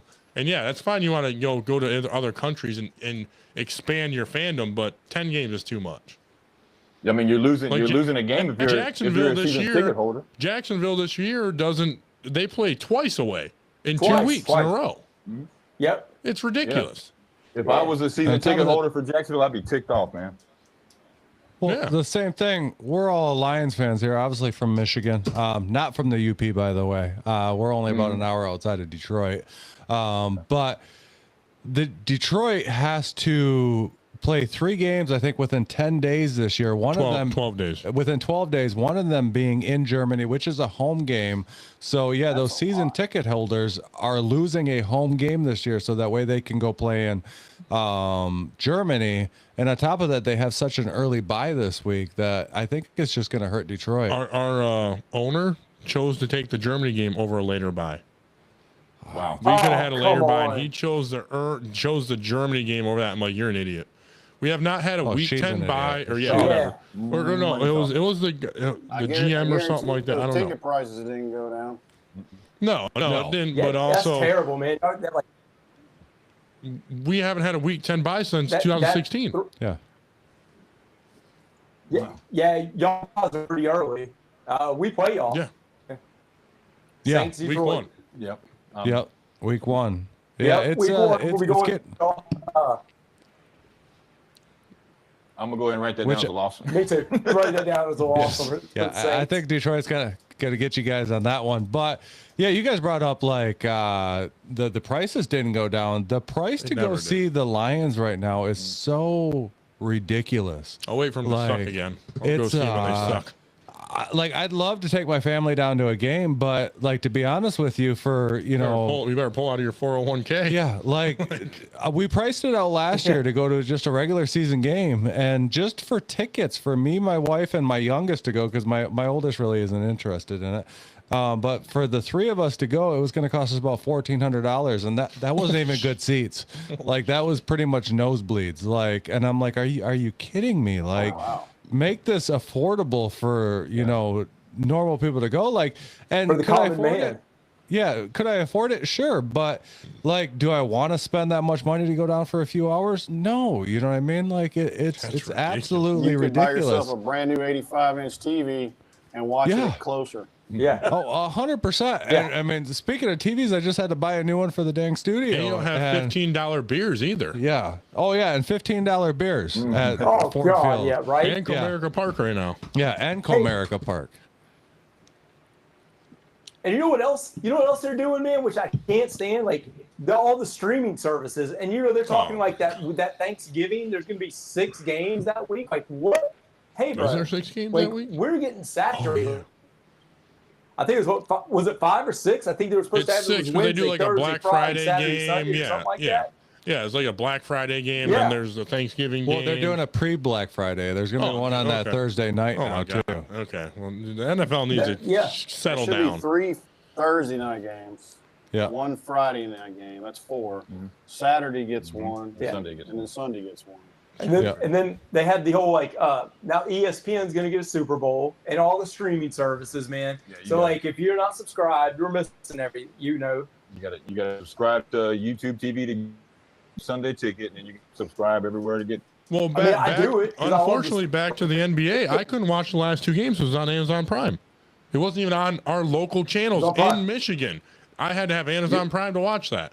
Oh, Jason's got something to say. Sidebar. Yeah, they want Prime. Sidebar to that, Eric. I stopped watching the NBA when they drafted Bronny James. Starting next year, the Detroit Pistons games will be carried by TV 20 out of Detroit. So they did the right thing and are putting their games back on on national TV. television. Yes, on local. And they better be just as good, if not better, next year. That's all I'm saying. Right. Unlike these Tigers. Oh, that should be good. Hey, what are the Tigers? 20 and 26 or something like that right now? They're horrible. Yeah. Jason will be able to fill you on that. He's our MLB guy. Let me pull that up real quick. The Tigers. But aren't they always horrible? 28. No, they're not usually. We went pretty far last year. Yes, I knew something like that. So but back to a point here. I was like so you guys brought up the whole streaming stuff and stuff like that. I don't know how it affects you guys to watch Saints games, but to watch all of the Lions games, it has gotten ridiculous because I don't have cable anymore. I got rid of cable. So usually when football season starts, last year I had subscribed to Fubo because it allowed me to watch almost all the games that I wanted to watch. I didn't want to spend the extra money to get, YouTube Sunday ticket or whatever it is. It's almost like $400 a year, which I might think about this year because halfway through the season last year, Fubo dropped NBC, which half of the Lions games are on NBC. So all of a sudden I couldn't even finish watching the Lions game. Thank God I had Peacock, which is another streaming service I had because they picked up those games. But it's becoming ridiculous to watch any sport, to be honest, because they keep bouncing it around to these things. One of I think the Lions games, the Christmas Day game, or, it was only on Netflix. Yep. So unless you had Netflix, you weren't able to watch that at all. Unless, luckily, I don't know how the Saints are, but the Lions, the majority of the games you can still catch over rabbit ears because they're on Fox. So you can catch them up local. But unless it's on ESPN, which I absolutely refuse to get ESPN. I will not do it. I'm boycotting because of the WWE. Ever since they moved to ESPN, I'm never getting ESPN. And that's the one trend that I'm noticing is ESPN is buying up a lot of these rights to a lot of these games. So there's going to be games I miss this year because they're on ESPN. We just got to get Sunday ticket. NFL Network. They just bought the NFL Network. Yep. ESPN's buying it all. Disney's taking over, buying it all. Unfortunately, the Saints are bad, so we get to watch them locally. Y'all got prime time games. We don't know what that's like. And the same thing with the Pelicans. So, you guys got a Super Bowl. We don't know what that's like. That's true. That's all I'm saying. The Pelicans. The Smellicans. Yeah. Horrible basketball name, I think by the way. someone's coming. I think Campbell's going to get y'all one. No, I'm hoping. I think Campbell's going to get y'all one. I'm hoping. Yeah. Oh, hey, how did it feel that Jared Goff and Matthew Stafford swap spots and then Matthew Stafford goes and wins the Super Bowl? How did that feel? I was happy for him. Just a question. I mean, if you look at my wall back here, I mean, you can see the Stafford jersey there, and I'll switch over here. You can see the Stafford Rams jersey. I've always been a Stafford fan, so I was more than elated for him to go off and actually win a Super Bowl. So I was super happy. And I was also a fan of Goff coming here because playing fantasy football, his last year with the Rams there, he ended up winning me my fantasy football league that year because he did so well. You know what I mean? So, like, Goff's not nothing to knock on. Even when he was with the Rams, he did really well. He took him to a Super Bowl. He just wasn't enough to get him over the edge, and I always wondered if he was enough to get us over the edge here. And I mean, it's the jury's still out there on that one, and I hope that he is. I think he's a great quarterback. He's your average pocket passer. I mean, being a Saints fan, I mean, you guys had Drew Brees. I mean, so pocket passers can still get the job done. It's hard to do that. Yeah. I was a little different about it. I wanted Stafford to get his ring, but also I always like when a team has not won a Super Bowl and wins a Super Bowl. Cincinnati never won a Super Bowl, and I do like Joe Burrow. I was like 60-40. I wanted Stafford to win, but I also wanted Cincinnati to win because they never won one. So I was iffy on it. But, you know, I am happy Stafford got his ring. Joe Burrow will. Oh, he will, 100%. But I'm happy Stafford got his ring. He will because it shut up all the doubters. It shut up all the doubters that he is a good quarterback because he was in Detroit for 12 years and could not get us there, but he had shitty ownership. You put him in our system now, I'd say we'd have two. I mean, it's true. It probably does. Yeah. I mean, I just always felt bad for Megatron on those teams too. Man. Oh God, he's bringing up the idol. Yeah, that was him and Barry, man. You talk Megatron, you talk Barry Sanders. Well, you watch Barry. I didn't get to watch Barry. I watched his highlights and all that. I didn't get to watch Barry. So, but still. Oh man, those Dallas Lions games when Barry was always going to do something special on Thanksgiving. Man, it was Emmitt Smith and Barry Sanders, bro. Yeah. I was so lucky to watch that, dude. Oh man, every Thanksgiving, bro. Yeah, I'm right there with you. Were like lesser people. Yeah. Curtis Martin is my all-time favorite running back. Yeah, and you know, I saw Georgia versus Michigan State. I watched him in the Capital One Bowl game. I saw Matthew Stafford throw a 40-something yard bomb to Noshawn Moreno in that game, bro. In person, I said Stafford's going to be a beast, dude, when I saw him throw that pass. Well, dude, he was playing Michigan State. What do you expect? They're trash. Yeah. Love you, Jason. Do you guys play fantasy football? Tim does. I have not played in a while. Yeah, I do. I do a lot of sports betting and then get really mad and stop doing it. Because you suck at it. The first year I won like $6,000. Shut up. And then you've been trash ever since. Hey, no, I play fantasy football. We have a work league that we put on.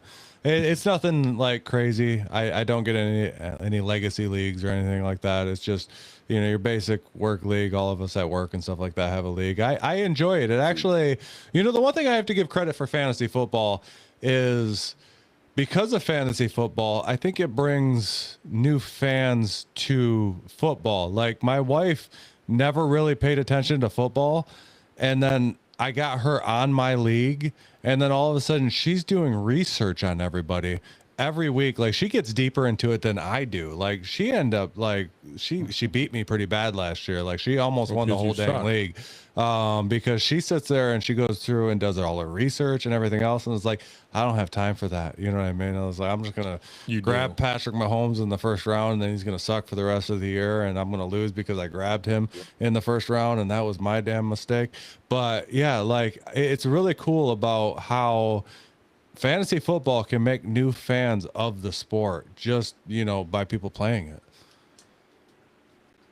Or it makes you fans of a different team because that is true. You have to start paying attention to different players on different teams. Yeah. It gives you a different angle to sport. Yeah. You know, it does. So we've been playing together for 15 years. Yeah. Damn. We've been playing together a long time, 15 years, and we play very serious leagues for high money. High money. Yeah, we kind of get into it. Last year in 4 leagues, I won the championship in 3 4 of them. And I won the championship with Jacoby Brissett as my quarterback. So there is a method to it.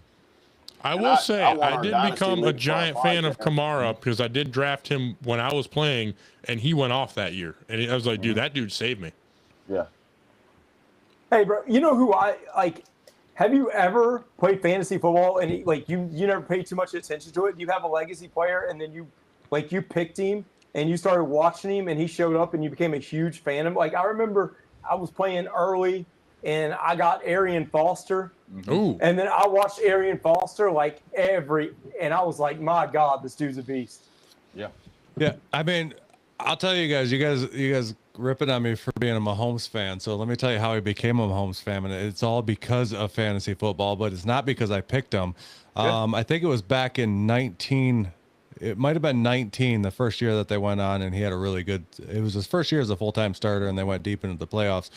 Yeah. We were one short of our league. We were trying to keep even numbers, so we just had a ghost team that we set up, and it just auto drafted through the thing, and it ended up picking up Patrick Mahomes. And throughout that season, we all started noticing, like, why is everybody losing to this dang ghost team? Like, I'm not getting it. Like, so I started paying attention. I'm like, who's this Mahomes kid? So, like, he was just tearing it up that year. And, like, this ghost team that didn't even matter, that was just made up so everybody would win against it. So that way it didn't count against anything, but it made an even number for the league. They were beating everybody. Like, it almost won the championship, and nobody had control of it. That is awesome. So That is awesome. I started watching Patrick Mahomes, and I'm like, dude, this kid is insane. Like, he's really freaking good. Like, so that's how I became a fan of Patrick Mahomes, and then it transitioned to becoming a fan of the Chiefs in general. You know what I mean? So I've only been a fan of the Chiefs since about 2019, 2020. You know what I mean? So call me a bandwagon. Yeah, call me a bandwagon. Thank you for but admitting it. It didn't lead from, just, them doing really good. It actually led from fantasy football because it got my eyes on him, started watching him and going, this kid is incredible. Like, he might be, and I still stick to this day, he might be the future GOAT. He might pass Brady at some point. No, not even close. Nope. He's not going to play for 20 years. I tell you He's what, not. they did get a steal with Kenneth Walker this year. No, they did. I'm excited about Kenneth it. Walker away. Yes. He's not going to play for 20 plus years. He's not. He's already owns half the Kansas City Royals. He's not going to play for 20 years. He's not going to pass Tom Brady. I was about to say, he owns the Royals. Yeah, he's not going to fucking play for 20 years. He might play for another 5. He's dumbed up.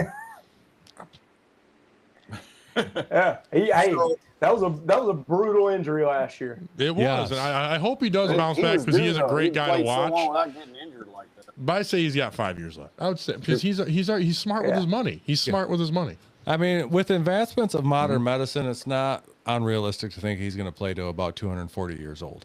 Oh, so I agree. Tom Brady's already said if he wasn't a co-owner of the Raiders, with he'd half come $1 billion, back. So. I could do a lot smart with my money too. Yeah. Exactly. The first thing he did with that big contract was become part of the owner of the Royals, and it's like, dude, that's a great thing to do, and I give it to him. Brilliant. Jason's got something to say. He's pointing his finger. Move. I saw the finger go up, Jason. Baldy's got something to say. Well, this just came across my radar, and it ties into a lot of what we've been talking about here over the last 10, 15 minutes or so with streaming rights and the ESPN deal and the NFL's involvement. Breaking news that just came across my radar from a couple of hours ago, and I mentioned this, and it's kind of ironic because if you're watching us on Spotify or YouTube, you see that Smash Mouth has a Raiders helmet as part of their set. Can I ask real quick what the significance of the Raiders helmet is? So once we get to 35,000 subscribers on YouTube, that's a signed, authenticated Ashton Genty helmet. Ooh, We're going to be giving it away. a full one too. That's nice. Yeah. Heck yeah. Okay. Yep. Yeah. Usually during the season, every other week, we give away a signed jersey. Yeah. Wow. Good. Oh wow, very cool, very cool. Yeah. Well, it's interesting because the Las Vegas Raiders have new members of their ownership group. As it's being reported by a number of reputable sources, TKO executives Ari Emanuel and Mark Shapiro have bought ownership stakes in the Las Vegas Raiders, and it's not only kind of making a ripple effect in the football space, but it has really opened up the floodgates for the wrestling space as well. So it's kind of funny that we've been talking about the streaming rights, and Tim used WWE as an example. This is another layer to that, and how integrated sports and entertainment is really becoming one focal force, especially with the streaming rights that we were just talking about, and why they're on all these platforms, and ESPN being very much a part of this thing. So I just wanted to make mention of that. Tim, kind of weird, man, how it all comes back around, right? TKO is buying up everything. Like, they are absolutely buying up Yeah, aren't everything. Yeah, because Nick Khan of TKO, he's the one who ran the WWE deal, right? Yes. Yes, Yeah. he is. And that's man, like, it's getting to where, like, it's and to take ownership of an NFL team, my gosh, man, that's whoo. How important was it for the Raiders to move from Los Angeles to Las Vegas? That made all the difference in the world, saving in the tax money. It's great there for people who want instant gratification for games and stuff, because that's what people that go to Las Vegas, they want instant gratification. It's going to be a lot of single ticket sales instead of a lot of season ticket sales, but I mean, it's there, man. They should be sold out all the time. I'm surprised The future's bright for that team. And I thought they were going to get an NBA team first, because that's what that crowd was, is what I thought initially. They kind of felt it out with that hockey team, and that did great. Yeah, I mean, Take the Raiders back to Oakland. Take them back to Oakland. They need to be the Oakland Raiders again. No. Take them back to Oakland. Same with the A's. Then nobody can go to the Put game. them back in Oakland, man.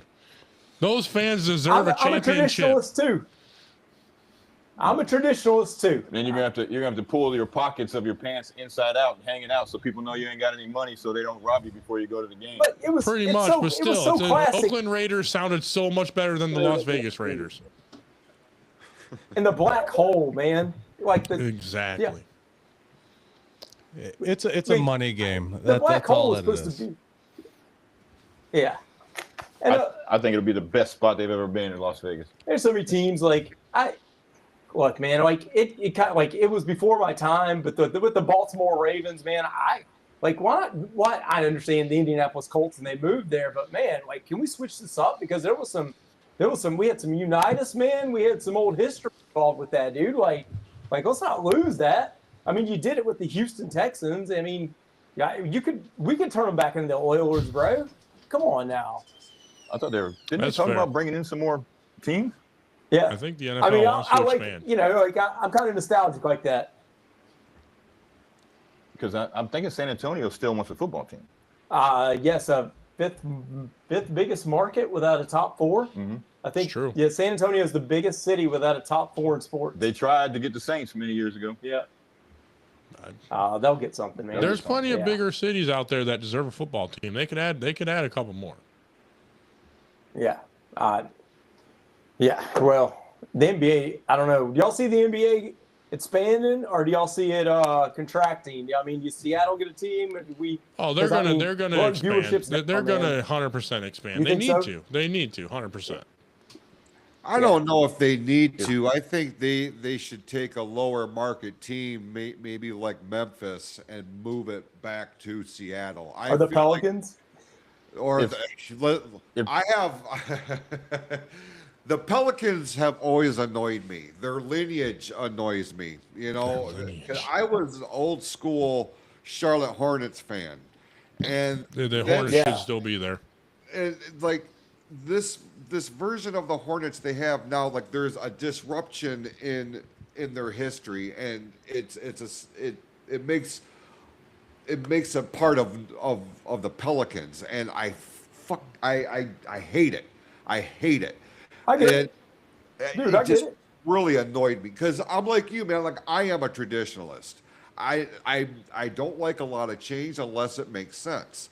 See, the Seattle Supersonics, man, they were royalty in that part, and I felt so bad when they lost that team. And I don't think the NBA needs to expand. I think they need to relocate. Well, And yeah, look at it. The Seattle's what I got think. a hockey team now. They got the Seahawks. They need a basketball team. They really do. And they got an MLB team. They will Yeah. they'll get a basketball team. They definitely they'll need a get one. basketball team if it's a relocation or you expand. But also, I think with the NBA, you could get a couple more teams because I know they're talking about the Timberwolves coming to the East, and that makes more sense. That makes more sense to me. Absolutely. I know. You need a couple more I teams know it's out in the impossible West. probably to do. It's probably impossible to do, but if there's a league out there that needs to play international games, it's the NBA. Because those players in the NBA would get 100%. embarrassed by those international teams. I agree with that. That They would play be defense. definitely a good thing. That'd be definitely a good thing to do. Yeah, we saw it in the Olympics. I mean, we watched it during the Olympics, but yeah, like I grew up watching like those little late '90s, like Larry Johnson versus those Knicks teams. Like that was kind of a rivalry, bro. You had Ewing and you had Larry Johnson and them, and then you had Sean Kemp and you had Gary Payton and them at the Supersonics, dude. That was fun. And then all of a sudden, Kevin Durant was in Seattle one year, and then they got those breaks, man. It kind of ruins that, like you said, that lineage, man. That history's broken apart, and you can get the Supersonics back, but you can hang the Kemp and all that, but it's not the same team, man. it's not, no, and it won't be for sure. No. That's actually going to be kind of a sidebar episode, a bonus episode that we're going to do here shortly. You know, the franchises that were moved or their lineage is broken in some way or another. You know, you look at, across all the major sports, there's examples like the Colts, and like there's just so many examples that we can use here. What team moved to become that team, and it's just If you look it up, there's like the NFL's crazy about it. The oldest MLB team in as the well. the oldest team in the NFL is the Arizona Cardinals. Crazy. Yeah. They're saying, I mean, St. Louis and then Arizona, and they were Phoenix at one time. And, you know. Then you got the Browns, who are just terrible. Oh, but that's just like a side note. Like But just they like don't help. Arizona just lost their hockey team. Now they're in Utah. They relocated. Right. Yep. Great recent Yeah. example. And they'll do better in Utah than they were doing. Yeah. And then the Browns, like the Browns left, and they come back in '99. The Dog Pound's never been the same. I mean, that team's never. Look, that team is. Oh gosh! Besides Derek Anderson throwing to, oh man, Since Bernie Kosar, they haven't been able to. I remember those teams a couple of years ago. They made the playoffs, but it wasn't anything. I mean, I remember just the failure of Johnny Manziel and Tim Couch, and oh man, Factory of Sadness. Yeah, Sedora Sanders. I mean, we still have to wait to see how he's going to do, but I don't have high hopes for him. But yeah, the Browns are. He has way too many limitations. Yeah, and I Not feel only does he have bad limitations, for. He's got too many people in his ear. Yeah, I feel bad for Cleveland fans. His, We'll have his one on dad here in a controls couple way weeks. too much of his life. Yeah. It still continues to this day, so we'll see how that all turns out. But yeah, You it's, remember? oh, go ahead. You remember back with the ball kids in the NBA, and their dad was in their ear all the time, and only one of them really made it, I guess. The other one is, he's good. Neither one of them are like great, are they? Who's that? Oh, LaMelo the ball. Yeah, they're But they okay. had to get the dad. The team had to get the dad out of the ear of these kids in order for them to be anything. Lonzo become really good. I mean, he got injured, which hurt. LaMelo's good. I mean, speaking of Charlotte, But I can't think of many players whose parents are really in the ear. But Shedeur, his dad tried to create him from nothing. Tried to all the way with Jackson State, and then bringing him over. He started him in a place where anybody can win. Well, if you have a little bit of talent. That's one of the news things that came out on X 2 days ago is that Dion wants to meet the offensive coordinator of the Browns. I guess they're going to meet in about 2 or 3 days to go over that. For him to be able to teach his son how to throw an out pass? I don't know. Your son's an adult, man. Yeah. I mean, yeah, that would would not be a good move. Nah, it's kind of awkward. Yeah. Yeah. I guess I guess they got rid of their coach. They got rid of Stefanski so they could maybe push this guy around. I don't know. We'll see what happens. I'm hoping. I would like for them to be able to get a quarterback, man, and be a different. Hey, are y'all? I got a question. How interested or not interested are y'all in the Diana Rossini whole thing with the coach of New England with Vrabel? Are y'all interested in that at all? Have y'all followed that? I mean, I've followed it. We haven't really talked about it on the podcast at all, but it's a little bit of a wild story. And I don't know what's going to happen with Vrabel yet. You know what I mean? Like, obviously, both of them were married.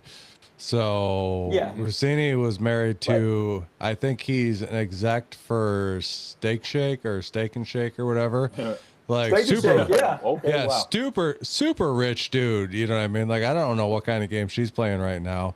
But then the Vrabel, he's married with kids. So it's an interesting story. And, you know, other than the fact that, you know, Vrabel came out and apologized for the whole thing and she got fired from her job, you know, I mean, where does this leave Vrabel? I mean, obviously, you know, I don't think the Patriots are going to do anything to him. This is going to just fly over. He's going to go back to work, you know, because it would be insane to fire him over this. I mean, he just went to the Super Bowl with him. Yeah, they're not. I mean, people are calling for him to get fired, though. Like, come on, man. Like, this is extramarital affair. I mean, it's not anything like super completely. I mean, don't get me wrong. Like, is it bad? Yeah. The optics terrible? Yeah, but it's not super egregious. Like, you know, he didn't hit and run or smoke weed on probation. Exactly. It didn't make any of his players better than anybody else. Yeah, you know, I mean, look. This is what I think's funny, right? Hey, it's coming from the patient. Did Robert Kraft not go to the massage parlor and get caught after his wife died? Yeah. Did they not deflate the balls? Did they not film the Jets practicing? Mm-hmm. And then they want to call for Vrabel to lose his job after this? Like, come on, dude. This is real ridiculous. Vrabel will not lose his job. Yeah, that's the element of cancel culture that goes a little bit too far, because what this man does in his personal life, you know, outside of football, should not affect his job that he does there. And obviously, you know, he took him to the damn Super Bowl. Like, you guys need to chill out. That's debatable with Sherrone We should all be lucky enough to get on a boat with Sherrone Moore. Like, come on, man. Like, Sherrone Moore deserved to get fired for what he did. You can't. That was his personal life. That was his personal life, but there was knives involved and a bunch of other stuff. A butter knife, but still. Maybe a butter knife, whatever. But you know what I mean? Yeah. Like, he probably, I don't know. Like, did he even deserve? I mean, if the police weren't called for him, you know, that night, he probably wouldn't have been fired. You know, we're talking about Sherrone Moore there, but exactly. You know, Vrabel. I can't for the life of me see any man who watches football calling for his job for this. I mean, there's people calling for it, but I can't see any manly man calling for his job that's a football fan for this. When Rashee Rice is still playing football over there with your Kansas City Chiefs. Like, I'm just like, dude, what they're trying to, like, you can see. I had to throw that in there. I'm so happy you keep doing culture just trying to push this, man. Like, this cancel culture in sports and stuff is getting out of control. It all depends on how good you are, how much wins you bring to a team. I mean, Ray Lewis, you know what happened with what he did, and they pushed that under the rug so quick. If that is one of the best qualities I look for in a linebacker. Like, can you commit murder? If you can, I will draft you. I want you on my team. Got that killer instinct. Yes. Aaron Hernandez, man. What do you want me to say? Well, no, Hernandez would have been on my team, bro. Yeah. You guys bring that up, and like that's very unfortunate.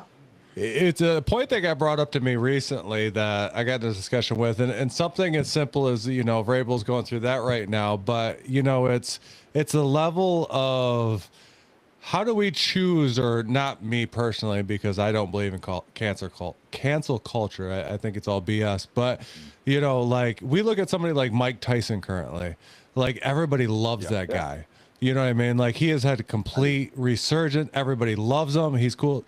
He raped somebody in the 90s. He went to prison for it. He did. All of a sudden, it's okay to forgive him. You know what I mean? But he smokes a lot now. He's more chill. It's like, no, I get that. But the whole point is, like, how do we decide, or who decides who's okay to say they're an okay person now, you know what I mean? But then like all of a sudden we call to cancel somebody because he had an affair with somebody else, you know, that was in his own personal life. And, you know, he does a great job at his job.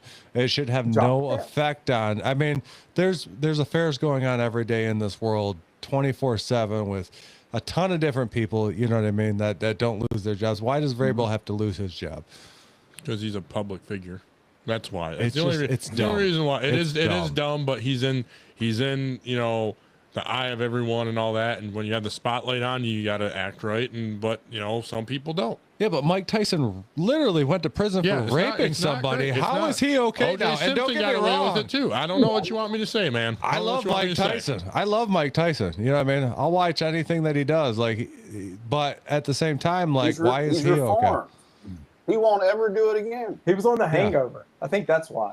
It could be. It could be. What about he got tattooed on his face. Exactly. What about Ocho Cinco having 80 kids with 80 women? That is very true too. Where's your moral compass at here? You know? Hey, yeah. You know, you speak of Mike Tyson, and I always read the story that she showed up at the hotel at 1 a.m. in his hotel room, and that's it. Like, I never thought the rape was that bad. I mean, because I don't think he did it. I don't think he did it. I don't think he raped her. She showed up at his room at 1 a.m. Hey, you don't show up at Mike Tyson's room at 1 a.m. and not think you're not going to have consensual sex. Unfortunately, it doesn't matter what you think about it. When he did Evander Holyfield's ear off. Now that's egregious. Yeah, okay, that's fair. But he was it's state and dominance. He had to show him what was up, and he did. But also, what are you talking about? Showing what's up? He bit off his ear. I thought you were talking about the girl that he raped. He bit off the ear. But also, women will go out there and ruin, you know, athletes' life and all that because they want to get their money and all this other crap, and they do that. And so yes, I'm kind of on the side with him. You show up at someone's dude's room at 1 a.m. Come on. At the hotel room. That's what happened. There to watch a fucking movie. If you read the story, that's what happened. You ain't going there to watch a movie at 1 a.m. You already know what's going to happen.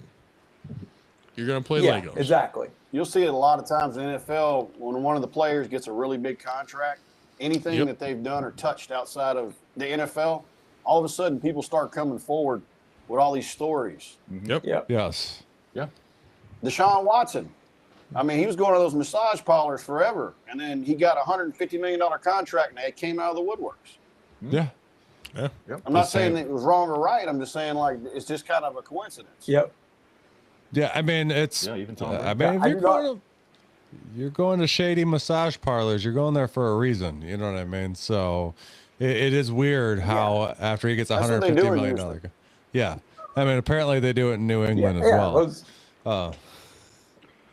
Well, Tim, Robert Kraft. We're coming up to the top of the hour here, and I know you have your golf report left to do here. Is there anything we don't got to do that this week that we can we need to throw out there to put a bow on the NFL portion of the show? So right now, guys, you're on the show. What's it going to be the Super Bowl this year? Oh wow. Oh, okay. In the NFC, I'm not picking Seattle because they left. Clint Kubiak left. I think that's done. It's hard to repeat. You know, I think I'm gonna make a surprise pick here, but I think they reloaded with Mike Evans. They got rid of a lot of the drama over there with the wide receivers, and I think the 49ers, if they're healthy on defense, I feel like they can go ahead and take that division. I know the Rams are strong. I know Seattle's come back, but the NFC West is by far the strongest division. Run CMC. Shanahan's a genius, man, and what he did last year with a banged-up team, I think it's going to be San Francisco. And out of the AFC, I'm putting all my chips in, and I'm going to go with Lamar in Baltimore. Of course, he goes with Lamar. I don't disagree with either of those. Yeah, those are my two teams. My short answer: 49ers, Ravens. 49ers win. I think Denver gets in there. Yeah, they can. They're a great defense. They're a very good team. Yeah, I mean I think they picked up the weapons they needed to pick up this year, and I think they got a good start. I mean, you just can't look back. If the Ravens do not win this year or go deep into the playoffs, Lamar Jackson's days are numbered in Baltimore. It's just what are they going to do with that new coaching, with that new with the whole new swapping of Harbaugh going to the Giants and the new head coach coming in, and it might just be what puts them over the hump. So we're going to find out. I can't wait. OTAs are starting right now, voluntary workouts. So. But I did pick the Ravens last year and was completely wrong. So yeah. Hey, that's my picks, man. Yeah, I'm gonna stick to my same picks every year because hopefully one year it'll come true. And I came close once. Chiefs, Lions. Detroit. Yep. There you go. Detroit, Kansas City in the Super Bowl. Yeah. Okay. Well, good luck to you. I mean, it's possible. I'm going to pick my AFC team. I don't think people are going to like this, but I think the Colts are going to make it. They were good last year. They did not lose a lot. They did not lose a lot. I think they can bounce back and all that. And I think my NFC is going to, for some reason, the one that pops in my head is LA. I think it's going to be a Colts and LA Super Bowl. I really do. What the? I do. Stafford needs one more before he goes, and I think he's going to get it. He could get it. Jonathan Taylor is my number one running back target in fantasy football. So exactly. The only one they really lost was Pittman. Okay, then you lost your star receiver, but he didn't do that great last year. He was injured. I mean, Go ahead. I'm so excited about Tyler Warren this year. Daniel Jones is going to be back if he's fully healthy, man. Like that, Josh Downs is going to be the clear number one. He was awesome. Alec Pierce, dude. Alec Pierce is my sleeper wide receiver this year because I mean, all those Pittman targets got to go to somebody, man. It's going to be him and Tyler. And look, I think what held the Rams out last year was their secondary, and they got both Kansas City quarterbacks, so they got better. I could see that happening. I think people are going to sleep on the Colts, and I think they're going to come out of nowhere if Danny Dimes can stay healthy. Yeah, I agree. And he, people sleep on him, but he can run. He can run pretty efficiently. Daniel Jones can, man. He can scramble for him, bro. Yeah. So Indiana Jones may prevail, y'all. I hope he does, just like Sam Darnold got his ring. I hope he does. Yeah. Listen, hey, we appreciate the invite, man. This was fun. Dude, you got to come on more often, man. You guys are a blast. Yeah. And I'll just tell you guys, Jason's picks, it's probably going to be like the Panthers in Miami. Panthers and Jets. It's going to be Panthers and Jets. Yeah, he's going for the two worst teams. Give us a real pick, Jason. Come on, give us a real pick. That is his real pick. No, it's not. Real pick. Yeah. Carolina and New York. He did say he doesn't know about football. This is why you're a Spartans fan. No, it's man, piss off. Who did he say? Jason, roll me out, bro. Oh my God. It's going to be Denver and the New York Giants in the Super Bowl. That could be. I'm not against that. Honestly, I'm not against that. I'm not. Jackson Dart may do it. Jackson Dart's better than Lamar Jackson. Cadaboo's a psycho, man. He might just run everyone over. Yep. He'll have a 3-year career. Yep. CTE, baby. So with that, let's roll into Tim's main event this week. It is... It's that time of the show. It'll be sweet and short. Here's Tim Sheridan with the 2-man don't score. This is Tim's 2 Minutes Golf Report, brought to you by the Sports Radio Podcast on the PFC Entertainment Network. What the fuck was going on? Where the hell did my paper just go? It just dropped. I was looking up and everybody disappeared off the screen for a minute. We had the PGA Championship this past weekend. Aaron Rai finished this thing out and he won it, which was pretty spectacular because he didn't even qualify for the Truist Championship the week before, and then he comes out and wins a major the next week at 9 under. John Rahm and Smalley tied for second. We had Alberg and Justin Thomas and Schmid tie for fourth. We had Cam Smith, Schauffele, and Rory McIlroy tie for seventh at 4 under. And then we had a 4-way tie for 10th at Kitayama, Reed, Gadarup, and Justin Rose at 3 under. So not a lot of action, you know what I mean, when it came to shooting real low, but the PGA Championship usually runs that way. And yeah, it's was a good tournament overall. John Rahm, it was a good, strong showing for the Live Golf, which may not be around for much longer. I saw that our gentleman left already. I was hoping to stick around so they could plug their socials, but they jumped off. And then I was this hoping coming. they were going to stay on so that their stuff would upload. Oh, their stuff didn't upload? That was at 58%. I'll text him and tell him to log back in and let it upload. This coming up weekend, we have the CJ Cup Brian Nelson coming up this weekend. And currently, Scotty Scheffler is in the, the betting odds to win this thing. So let's see if Scotty can bounce back, because he didn't have a super strong showing at the PGA Championship, but it was a tough course. So let's see if he can come back and win another one season. But that was Tim's 2 Minutes Golf Report, brought to you by the Sports Reel podcast on the PFC Entertainment Network. 1 minute 58 seconds. Jason, nice. I got it under 2 minutes. Other than that, I do want to plug, currently we are still giving away the Kirby Joseph autographed Detroit Lions mini helmet. Eric is gladly pointing that out. As soon as we get to 1,500 followers on TikTok, we will be giving that away. You guys have been awesome over the last few weeks. We've gained like 150 followers in the last 2 weeks. So keep that thing rolling. Let's keep pushing it. Let's give that thing away. Other than that, next week, May 26th at 6:45 p.m. Eastern on the PFC Entertainment Network on YouTube and Facebook, we're going to have the Red Wings rant, and we will have Cody from Catching Up with Cody in studio with us. He was going to be here this week, but he was feeling a little ill, so he didn't want to get everybody sick, so he stayed home. So he will be here next week. So look forward to that show. Jason, I know you have another show coming up this Saturday. Brother, I'm busy this week. I ain't bullshitting. So let me go ahead and, first of all, let's a big shout out to Smash Mouth Football. We certainly appreciate them being on the show with us this week.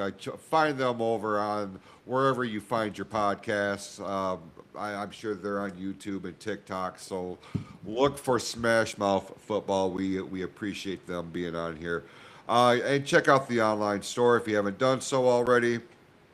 PFC sportsreel.printify.me for all the latest merchandise for all things of the Sports Reel podcast. And programming note for me personally, again, this Saturday, Vinny and I are going to be breaking down the world of baseball at 1 p.m. with the latest episode of Ball Game.